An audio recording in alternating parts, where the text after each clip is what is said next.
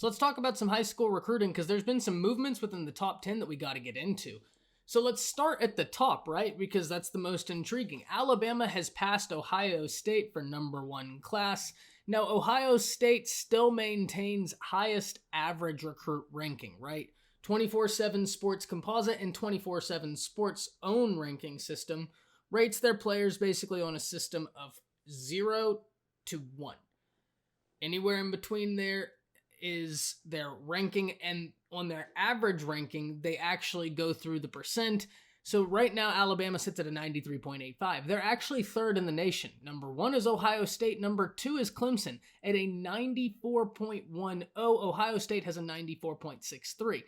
Now, it's not surprising to me that Clemson is actually edging out Alabama in average rating per recruit, because Clemson has absolutely eaten up the 4-star market, and Alabama actually has gotten on a few more 3-stars this year.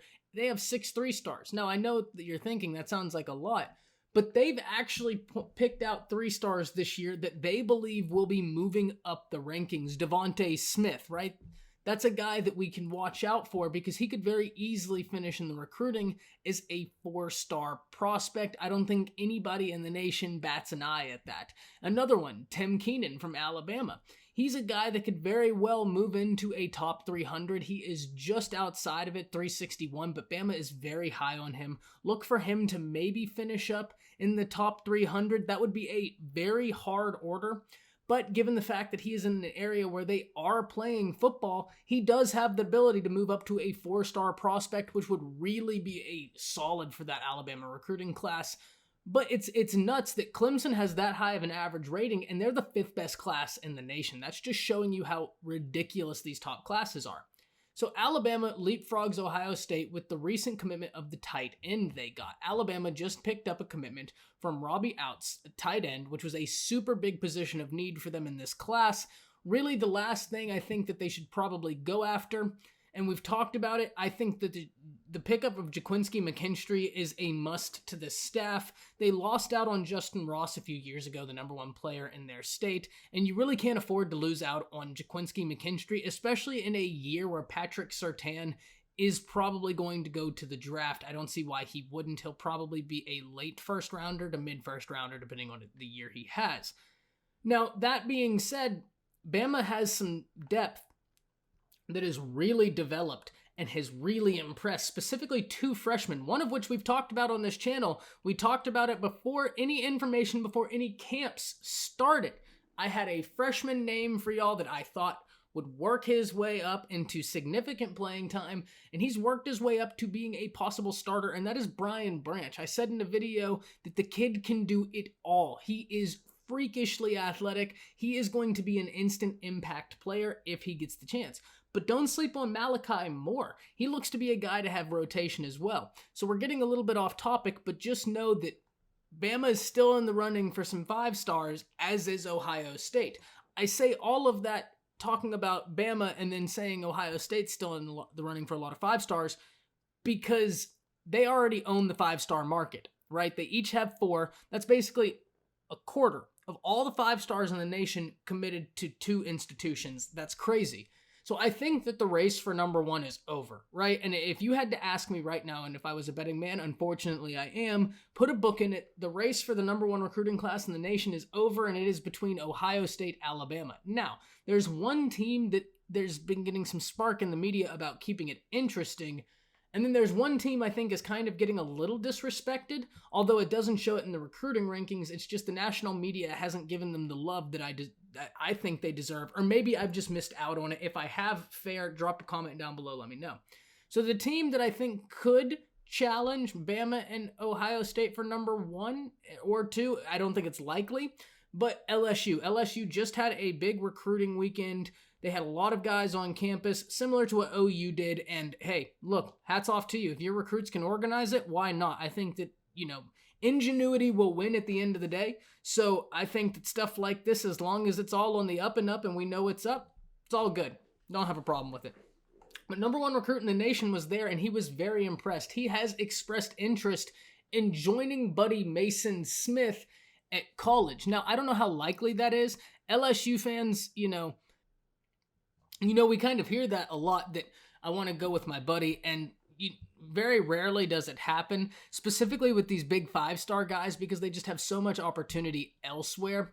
So, yeah, LSU is definitely majorly in the running for Corey Foreman, no doubt, but that would be a large order to make up the ground on Ohio State and Alabama, even if they get Corey Foreman, because Alabama is still in the running very seriously for Jaquinski McKinstry, and that alone would put them over the top. And they're also in the top 3 for Kamar Wheaton. Now, I think Kamar Wheaton is probably an OU lean, but we'll see. So let's move down the list, because Oregon has leapfrogged LSU for the number 3 spot in the nation with the commitment of big-time tackle Kingsley Sumataya.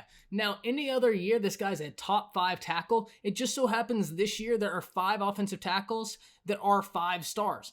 And number 5, Nolan Rucci, who just committed to Wisconsin, who looks to continue the tradition of dominant offensive line play at Wisconsin. I mean, he's just going to shoe in there, start as a freshman if I had to guess. He's 6'8", 295 pounds. At that height, that weight distribution is nuts. The kid is hyper athletic. He's a once-in-a-generation type player. And the craziest thing about it is, he's not the only once-in-a-generation type player in this class. It's the offensive lineman. And I know what you're thinking. That means they're not once-in-a-generation. But you get what I mean when I say that euphemism, right? Their talent doesn't come around often. It's just super rare that we have so many of them in one year. LSU rounds out the class at 4. Clemson is at 5. Now, Tennessee at 6, I don't expect them to stay there because their class is already almost done. 26 commitments for them. They're already almost done. Florida's at 7, 24 commitments there. Now, I said at the beginning of the video that I was wrong somewhere. Now, one of the last videos we made, we talked about how Georgia could squeak their way into the top 5. I don't see that happening. Not with LSU putting on that successful recruiting weekend. Not with Oregon still being in the running for guys like JT Tumalea and maybe Emeka Ibuka. So when you think about that, that's 2 more 5 stars. And LSU, sure, they could get Jaquinski McKinstry. They could get Tristan Lay. They could also get Corey Foreman, depending on how this weekend goes, along with Mason Smith. But it'd be a really hard pull to pull all those guys, although doable. That being said, I don't think there's any path for Georgia into the top 5. They're fighting teams that already are high up there and have a lot more interest from top-level players. Now, that being said, that number 6 spot is Georgia's for the taking, right? That's all them. Miami is at 9. Now, I actually think Miami will maintain top 10 fairly easily because they have 22 commits. They could add a few more and even leapfrog Florida. That's actually the battle I think everybody should be watching, is the battle of Miami and Florida, because they have 2 more commits and they actually have just under the rating of Florida. Florida carries a 260.51 to Miami's 256.41. Average player rating for Florida, 89.98 to Miami's 89.59. And a surprise at number 10 at USC. Do I think USC will stay there? No. Almost no way do I think USC will stay there. Now, I would not be happier than to make a video almost a year from now, right?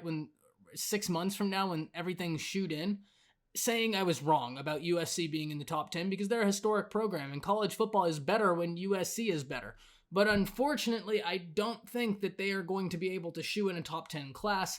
Not when you have North Carolina nipping at your heels, who's the 12th best class in the nation. Not when you have OU at 14, and they're looking to get commitments from a guy like Tristan Lay, Emeka Ibuka, Kamar Wheaton, and Texas at 15. Texas looks to make some moves, and there are some teams outside of that 15 range. Wisconsin at 16, they'll probably stay 15 to 20, 20 to 10 would be a good range for Wisconsin.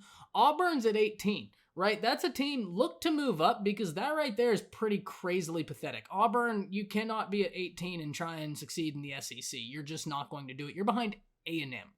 And all SEC fans love to give A&M just a ton of slack.